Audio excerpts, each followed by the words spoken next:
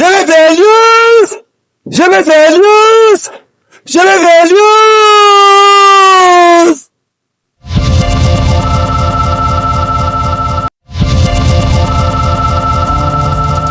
GBVL News, 22 février 2. Enchaînement doublement répété du chiffre 2. 2 fois plus grand, 2 fois super. C'est GBVL News. On continue dans la même lignée. C'est magnifique et bien resplendissante. On baigne davantage dans le professionnalisme. On parcourt dans l'élargissement. Lenga Lenga, Longwanandela, on pense pour donner plus d'éclat. Dress code angélique, porte de cieux accessible. Bienvenue dans cette fin d'édition février 2026. Dernier numéro du mois, présenté ce 22 février 2026. Au sommaire, 8 dossiers alignés. Premier dossier, retour des autorités provinciales. Installé légalement par le gouvernement de Kinshasa à Uvira au sud Kivu. Pour le gouverneur Jean-Jacques Rosi qui revient, s'était lui aussi réfugié au Burundi voisin, a retrouvé des bureaux saccagés par des occupants envahisseurs de l'AFC M23.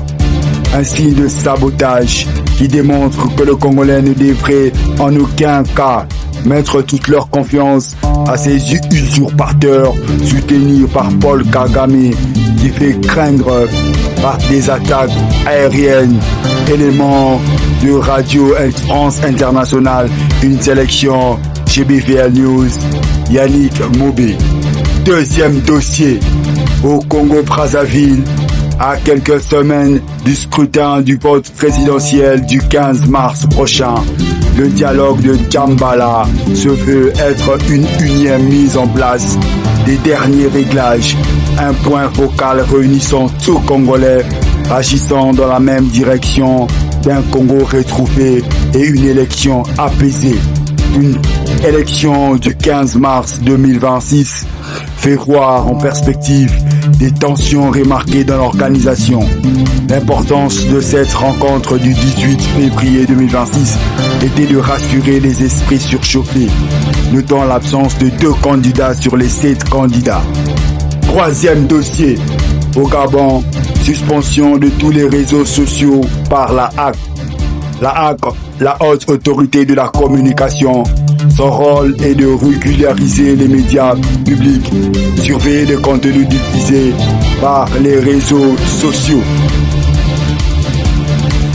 La HAC justifie cette suspension par des dérives, une décision radicale à travers des propos haineux, surplantés surtout par des cyberattaques, un problème de sécurité numérique invoqué par les autorités du pays. Quatrième dossier, une affaire en justice concernant le général Philémon Yav Irang, général auditeur des FARDC. Les accusations portées contre lui n'ont toujours pas de preuves vérifiées palpables, du fait que le message téléphonique tant suspecté prouvant sa trahison en liaison avec l'ennemi, avec l'armée rwandaise, reste toujours introuvable. Il faut de super défense. Cinquième dossier, Société Jeunesse, éphéméride du monde. Chaque vendredi 22 février, le mouvement Jeunesse du Monde célèbre l'initiative de la création par un officier britannique, Robert Baden-Powell, officier en Angleterre en 1907. Cette journée de fraternité mondiale autour de valeurs du scoutisme, valeurs de courage, d'abnégation, de partage en communauté. Ici à Kinshasa, une rencontre des scouts à l'échangeur de Limité a été prévue. Nous aurons plus de détails avec le chef district Guinée-Ouest, chef Libellule Patrick Moussafiri, chef du district Kin-Ouest dans nos prochaines éditions. 6e dossier en international. Aux prises de l'actualité courante, on parlera de la réactivation une année de l'AGOA dans sa visée exploratrice en Afrique, fortement méfiant de l'avancée de la Chine et de la Russie sur des partenariats socio-économiques. Ce deux faits fait trembler les États-Unis qui ont peur qu'on leur bouffe le terrain. Les USA pensent qu'il a beaucoup à donner à l'Afrique et surtout à prendre énormément. On parle d'une trentaine de pays ayant donné leur accord d'adhésion économique. Élément de Radio France Internationale, sélection GBVL News. Voix off, Yannick Moubé. 7e dossier, international toujours. La Chine supprime tous les droits de douane des produits venant d'Afrique. Et c'est là à compter du 1er mai 2026. On parle d'un pays, les Swatini, qui ayant reconnu la Taïwan qui n'est pas acceptée de cette liste. La Chine, par cela, lance un message que ses convictions politiques comptent aussi si on veut faire des affaires avec lui. Et enfin, le 8e dossier final du jour international. Finir, interview de Guillaume Piton, journaliste reconnu de son état, chercheur associé à l'Institut des relations internationales et stratégiques, qui élargit à long terme la thématique disproportionnelle, la guerre des métaux, parce qu'il a toujours existé des exportations des terres rares.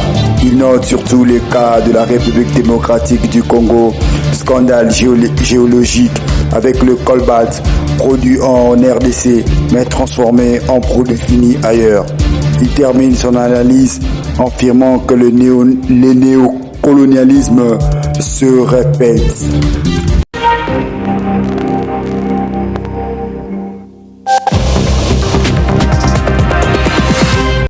Je vais faire news! Je vais faire news! Je vais faire news!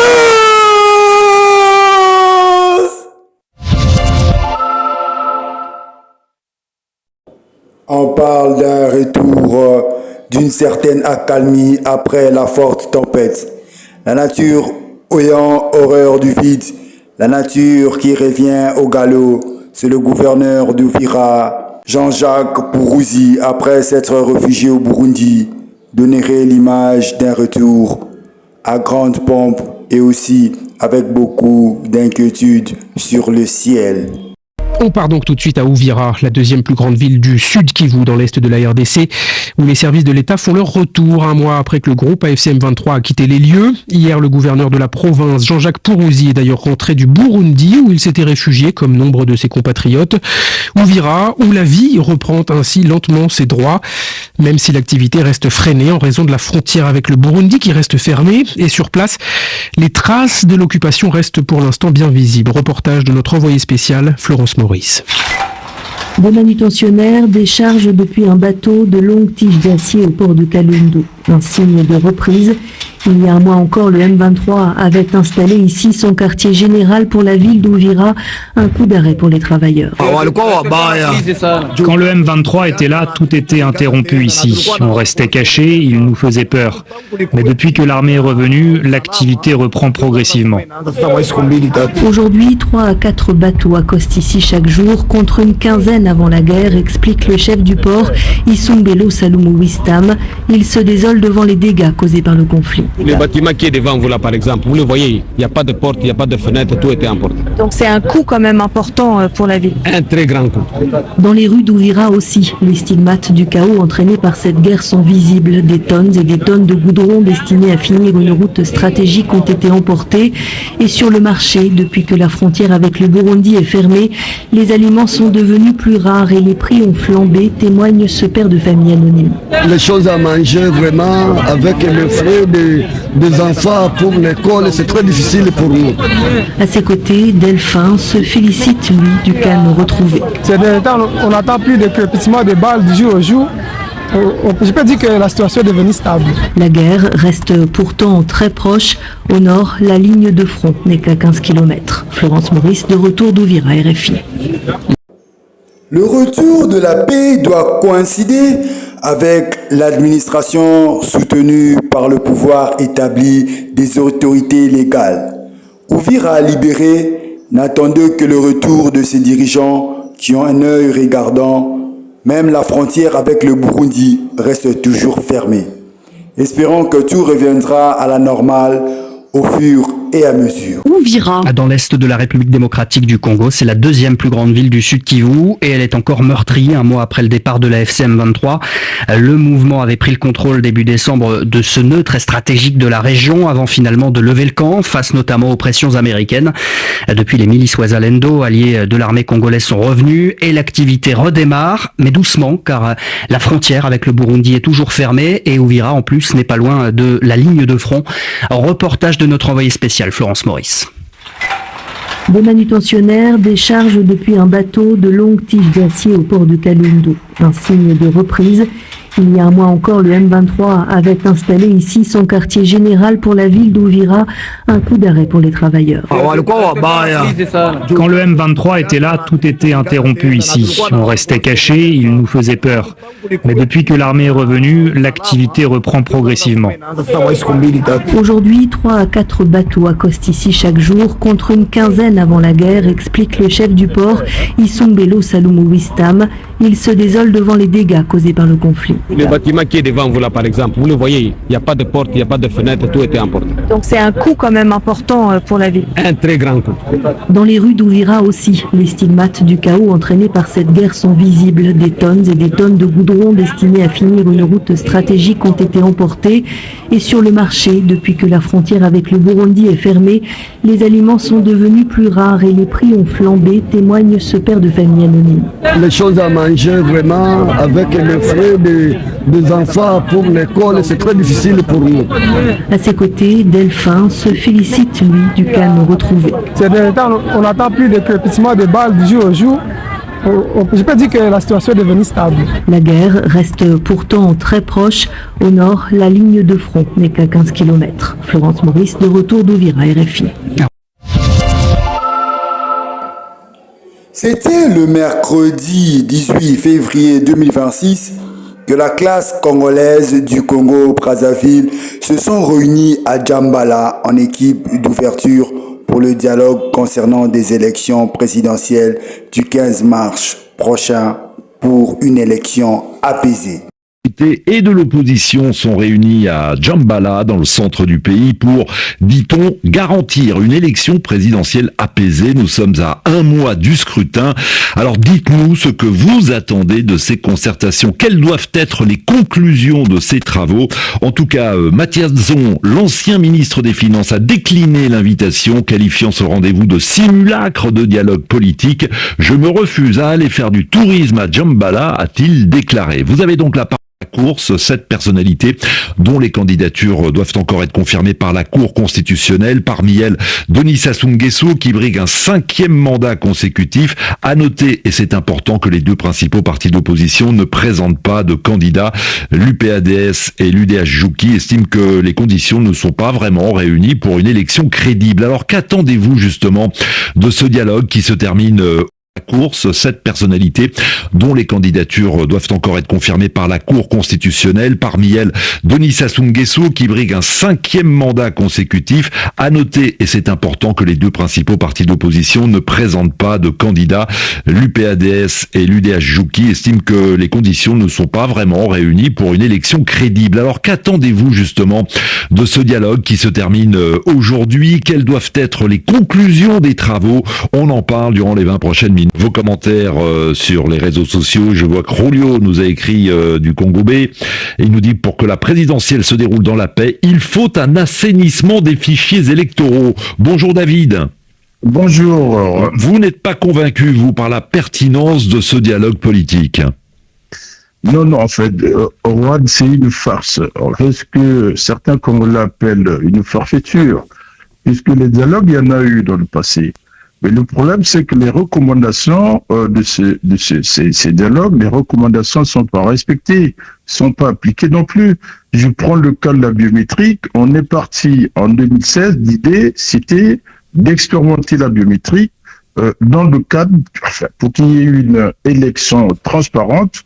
C'est ça le but, en fait. Ouais. Mais jusqu'à aujourd'hui, on n'en parle plus. Effectivement. Plus de biométrique. Alors quand vous dites qu'il y a eu des dialogues par le passé, c'est vrai que depuis 2009, avant chaque élection présidentielle, les autorités organisent un dialogue politique et forcément après chaque dialogue, il y a des recommandations. Et en 2015, vous le disiez, ceux qui étaient là autour de la table disaient il faut qu'on teste le vote biométrique et nous sommes en 2026 et il n'y a toujours pas de vote biométrique. Donc vous vous dites à quoi bon se retrouver autour d'une table? Mais justement, pourquoi faire? Et là, il y a des soupçons autour de ces rencontres qu'il y a juste une corruption puisqu'il y a des enveloppes qui sont distillées. Oui, alors ça, là encore, c'est une rumeur, David. Moi, je veux pas qu'on profite de l'antenne pour véhiculer des rumeurs. Si vous avez des informations, des preuves concrètes, etc., très bien. Mais là, il semblerait, on dit, etc., non. Surtout parce que les accusations que vous portez sont quand même extrêmement graves, David. Après, l'antenne est libre. Mais voilà, je tiens à vous prévenir, David. Mais Juan, je parle justement au conditionnel. Dans le Congolais, on sait comment ça se passe. Oui. Mais tant qu'on aller au dialogue, au moment où les gens demandent la transparence, qu'il y ait un bulletin unique. On vote, on surveille le vote, on compte les bulletins, on affiche bureau de vote par bureau de vote. C'est parmi des recommandations dans le passé. Ouais. Mais on aura d'ici un mois, comme dans le passé, 2 ou 3 jours sans Internet, avant, pendant et après. Les communications sont coupées et notamment on se réveille 3h, 4h du matin. Monsieur Boulou qui est toujours là, ministre de l'Intérieur, qui va publier les résultats et au moment où nous parlons, il a son calcul. Ouais, donc vous êtes David, vous êtes en train de nous dire que tout est déjà scénarisé, tout est prêt, et donc les jeux sont faits d'avance. À vous entendre, le score est déjà connu. On va donner la parole à d'autres auditeurs. En tout cas, merci d'avoir lancé le débat. Lauréat nous a écrit de Brazzaville sur WhatsApp. Il pense que ce dialogue est un leurre, une mascarade, une façon de tromper, dit-il. La vigilance de la communauté internationale. Il n'en sortira rien de concret. Bonjour Steven. Bonjour Monsieur Juan et bonjour à toute l'équipe de RFI. Vous êtes à Brazzaville. Dans quel état d'esprit êtes-vous alors que se tient en ce moment même ce dialogue politique? En tout cas, Monsieur Juan, pour moi, le moment choisi pour cette concertation est une preuve accablante que cette dernière n'est qu'une mascarade de plus du gouvernement, au fait, qui ne cherche qu'à soigner son image. Je pense que cet exercice n'a vraiment de démocratique que sa forme, parce que dans le fond, il n'y a aucune portée réelle. Il va servir beaucoup. Alors, si vous dites qu'il n'a de démocratique que dans la forme, comment expliquer que la quasi-totalité des opposants, à l'exception de l'ancien ministre des Finances, Mathias Zon, ait accepté d'envoyer un représentant au dialogue national? Là, c'est son point de vue. Pourquoi je dis qu'il n'a pas de portée réelle? C'est parce qu'en fait, cette concertation se veut inclusive. Mais bizarrement, on va constater que les propositions des voix dissidentes sont toujours mises sous le tapis. Ça, c'est un constat qu'on fait. Parce que ça fait un certain moment qu'on réclame, comme l'a dit la personne qui m'a précédé, le vote biométrique. Ouais. On sait que dans ce pays, les listes électorales comptent beaucoup de votants fictifs. Donc, cela aurait permis d'éviter encore d'atténuer un tant soit peu les problèmes de bourrage dionné, surtout des morts qui votent. Parce que ici, ça, c'est un truc qu'on voit qu'ici au Congo. Et aussi, j'ajouterais un autre point capital qu'on avait évoqué lors des concertations passées, la restructuration de la CENI, qui jusqu'alors reste vraiment sous le contrôle du gouvernement. On veut une CENI qui soit impartiale. Oui, qui soit impartial et équitable. Ouais. Parce que, mais justement, ce point-là, il est forcément évoqué en ce moment, puisque l'UPADS, qui est quand même le principal parti d'opposition, qui a décidé de ne pas présenter de candidat, mais qui a accepté l'invitation, qui est donc sur place, en train de dialoguer avec le reste de la classe politique. L'UPADS ne propose pas de candidat, justement, parce qu'il n'y a pas une nouvelle commission électorale indépendante. Donc cette question, elle sera évoquée forcément. Elle sera évoquée, certes, mais est-ce que les propositions seront appliquées? Elles vont être évoquées, c'est sûr, mais nous, ce qu'on veut, c'est que les propositions de ces voix dissidentes-là, en fait, soient prises en compte, et pas qu'à chaque fois qu'on les met sous le tapis, parce que on dit que c'est une mascarade, parce qu'à chaque fois, on parle des mêmes choses, mais il n'y a aucune avancée. Vous avez dit tantôt que c'est depuis 2015, je pense bien qu'on... 2009, si ma mémoire est bonne, enfin vous êtes sur place, donc certainement mieux informé que moi. Il y a Ryan qui nous écrit du Congo-Brazzaville, qui nous dit: le moment choisi soulève naturellement des interrogations. Les concertations politiques produisent des résultats durables lorsqu'elles sont anticipées. Et donc, à l'approche d'un scrutin, le risque est que le temps manque pour mettre en œuvre des recommandations concrètes. Donc, Steven, si on décidait de remettre à plat la commission électorale indépendante, évidemment, à un mois de l'élection, c'est compliqué de changer d'institution principale pour organiser ces élections. Merci Steven, bonne journée à Brazzaville. Chancel Ledoux, voilà, Chancel Ledoux est avec nous, bonjour. Allô ?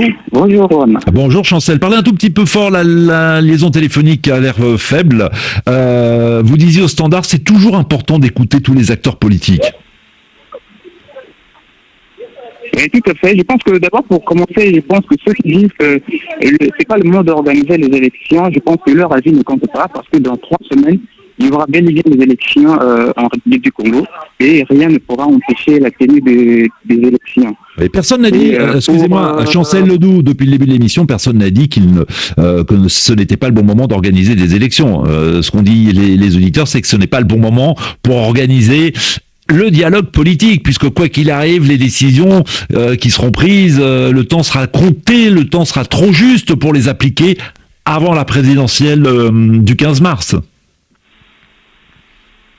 Oui, mais le moment il est très favorable, je pense, pour la tenue de ce dialogue, qui d'ailleurs va connaître sa fin aujourd'hui à Djambala, et je pense que le moment il est très favorable pour écouter un peu tout le monde, que ce soit la société civile, les opposants, mais aussi ceux de la majorité. Et c'est très bien, je pense que le gouvernement a très bien fait d'organiser ce dialogue-là à 3 semaines des D'accord, Chancel. Chancel, vous êtes un peu en boucle. Pour ceux qui pensent que c'est bien, d'accord, c'est ce que vous dites, mais concrètement, qu'attendez-vous de concret? C'est ça qui m'intéresse. Concrètement, que faut-il pour garantir un scrutin apaisé, puisque c'est l'objectif officiel de ces travaux?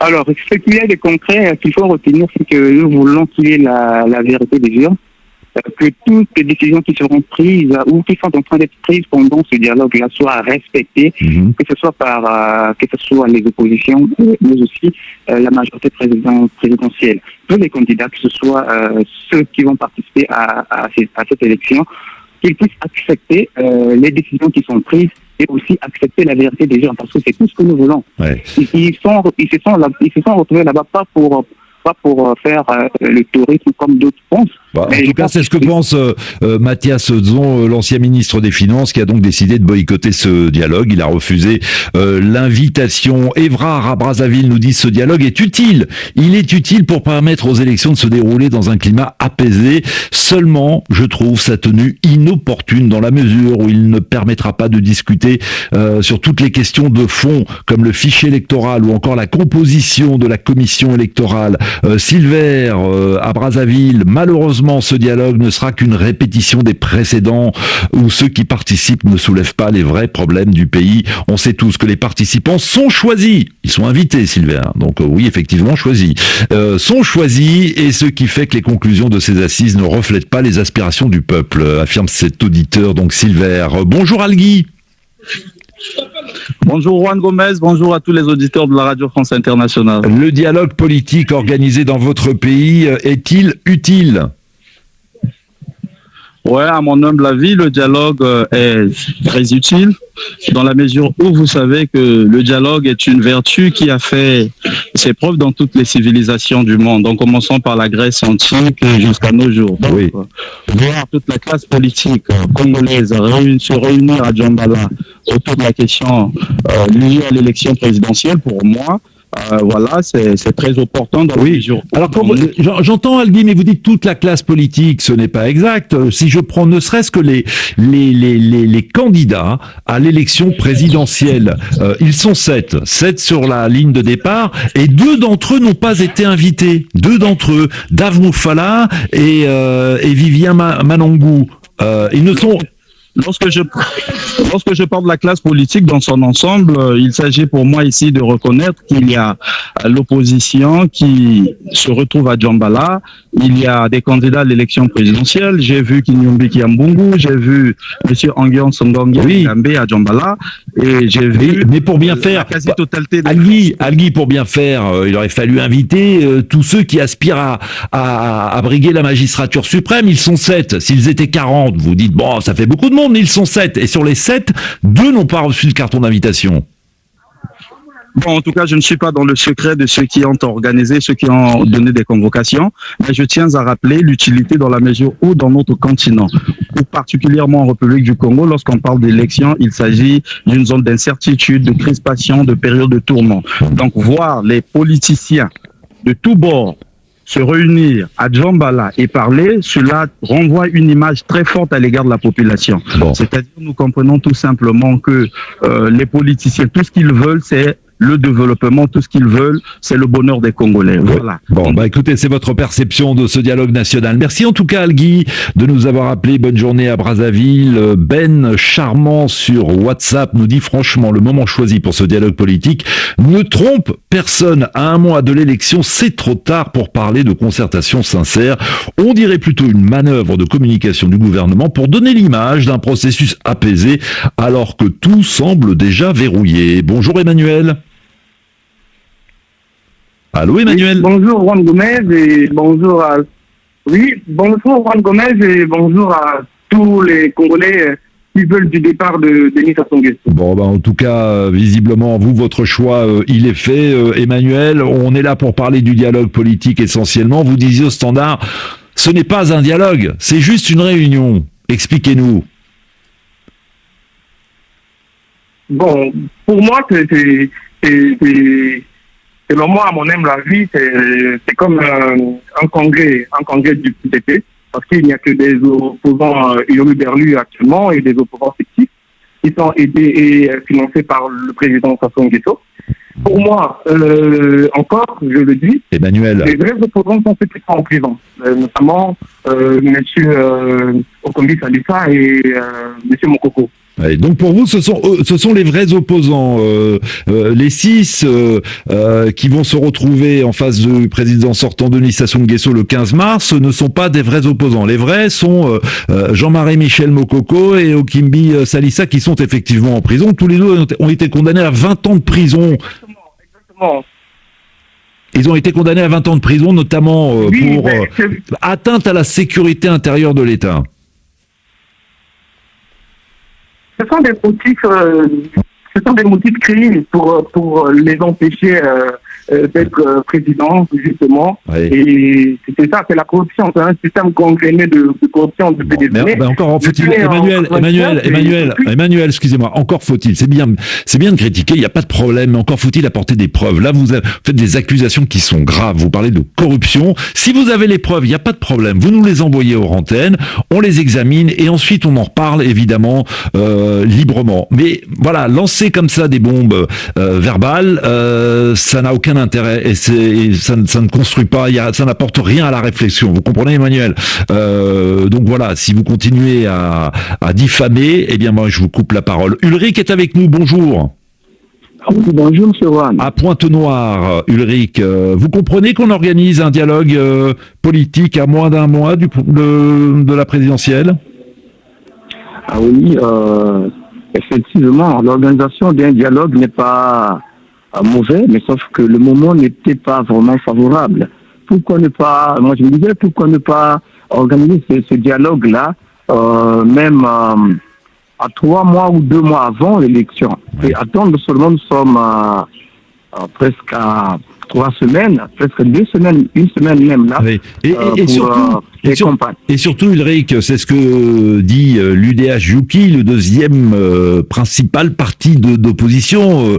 Nous n'allons pas à la présidentielle car le dialogue politique arrive après la période du dépôt des candidatures. Il aurait fallu organiser effectivement ce dialogue avant et à partir des recommandations, à partir de ce qui se sera dit au sein de ces travaux, les uns et les autres choisissent ou pas d'être candidats à la présidentielle. Tout ça arrive après, donc ça veut dire quoi, Ulrich? Qu'est-ce que ça dit de l'état d'esprit aujourd'hui dans votre pays?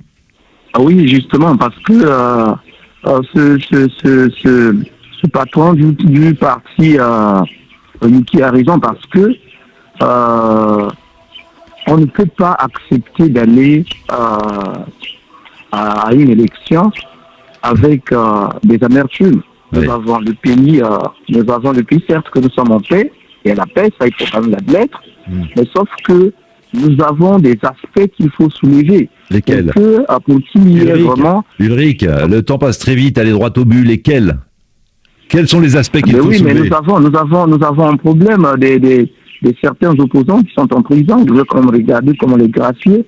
Bon, même si on ne leur donne pas la possibilité de se présenter, mais au moins, nous devons quand même leur donner la possibilité de retrouver leur liberté. Alors, vous avez quelqu'un qui a peut-être, je ne sais pas combien d'années, et on lui ajoute encore plusieurs années d'emprisonnement. Bon, il va sortir là-bas. Donc pour apaiser les esprits, Ulrich, vous dites qu'il faut libérer Jean-Marie Michel Mokoko et Okimbi Salissa, deux personnalités évoquées un peu plus tôt par un autre auditeur. Merci Ulrich, bonne journée à Pointe-Noire. Je vous cache pas que les liaisons téléphoniques sont très mauvaises hors antenne et nos camarades techniciens font le maximum évidemment pour que les uns et les autres soyez audibles une fois que vous êtes sur RFI. Dieu le VE, bonjour. Allô? Oui, bonjour RFI et bonjour à tous les auditeurs. Alors, c'est Dieu le veut, donc comme je dis... Oui, allô? Oui, non, simplement, j'ai votre WhatsApp sous les yeux et vous dites « J'attends que la classe politique mette de côté son ego ». Oui, comme je l'ai dit sur WhatsApp et la RFI, je disais que ce dialogue aurait pu se tenir, mon prédécesseur l'a dit, avant la clôture des dépôts de candidature. Mais on doit souligner qu'au Congo, nous n'avons pas de problème institutionnel, de crise institutionnelle. Mais c'est plutôt des problèmes liés aux conditions de vie des citoyens que les politiques devaient réfléchir. Donc je pense que l'idéal, ce serait, plutôt que d'organiser un dialogue entre politiques, ce serait mieux qu'on organise carrément un dialogue qui réunira les jeunes ainsi que l'ensemble de la population. Une sorte de conférence nationale souveraine bis, c'est ce que vous dites dans votre message WhatsApp, mais ça il aurait fallu l'organiser soit il y a quelques mois, soit dans quelques mois après l'élection présidentielle, puisque la rencontre qui se termine d'ailleurs aujourd'hui est spécifiquement consacrée à la présidence du 15 mars. Merci à tous de nous avoir suivis. Venons à Kinshasa pour parler d'une vidéo qui fait parler d'elle, qui a fait jaser le monde internet. Tous avions l'image de monsieur du cinquantenaire, le communicateur du régime passé, monsieur Jean-Marie Kassamba, propriétaire de Télé 50, en voulant s'exposer audio-visuellement. Le mathuvisme sans argumentaire et fâcheux l'a rattrapé. Une bourde verbale est sortie au sein de sa personne. Le chef de l'État est le premier sorcier de la République, a-t-il lâché. Il est plus de Nabandoki. Nabandoki. Le chef de l'État est le premier sorcier du pays.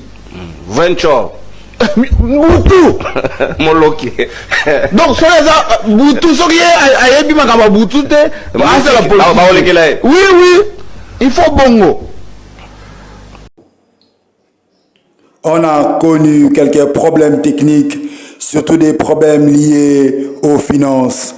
Voilà pourquoi nous insistions sur vos aides financières M-Pesa 081 37 77 273, Orange Money 089 72 30 730. Surtout et surtout vos prières. Pour aujourd'hui, nous limitons par là une position hors mise de notre volonté. Tous les titres annoncés reviendront dans nos éditions à venir. Nous vous disons merci de tout cœur pour votre fidélité aiguë et soutenue qui témoigne ouvertement que vous voulez être à la standardisation des actus frais et corrects. Le sens de se lier aux nouvelles évolutions du monde démontre l'intelligentsia de la culture moderne que vous avez. Nous nous retrouvons pour plus de développement en large et en long des autres titres déjà annoncés. Pour l'instant, nous vous disions, portez-vous bien, espoir toujours, même au moment difficile, quand on ne voit pas le bout du tunnel. Ici, on dit Molende, ne désespère pas, ça ira. Pour l'instant, encore en plus, supplémentairement, nous vous disons avec notre phrase magique, GBVL, on est toujours là. GBVL, votre chaîne de proximité, capable de relever tout défi. GBVL, rendez-vous respecté!